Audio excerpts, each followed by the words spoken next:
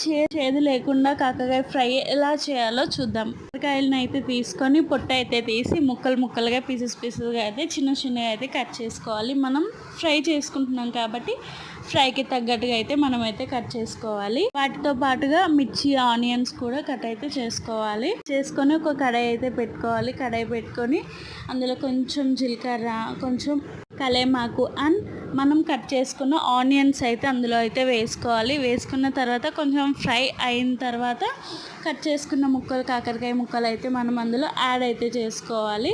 Add చేసుకుంటూ next పసుపు, తగినంత ఉప్పు, కారం అండ్ కొంచెం గరం మసాలా అయితే వేసుకొని చాలా అంటే చాలా టేస్టీగా ఉంటుంది. పిల్లలు అయినా సరే, పెద్దవాళ్ళు అయినా సరే, ఎవరైనా సరే ఇలా అయితే కొంచెం ఆయిల్ అనేది ఎక్కువగా కొంచెం యాడ్ చేసుకోవాలి. ఎందుకు అని అంటే ఫ్రైకి కాబట్టి ఒక్కసారి అయితే మీరైతే ట్రై చేయండి, ఎవరైనా తింటారు. అండ్ ఇలా చేసి పర్ఫెక్ట్గా 2 days అయితే నిల్వ అయితే ఉంటుంది కాకరకాయ ఫ్రై అయితే.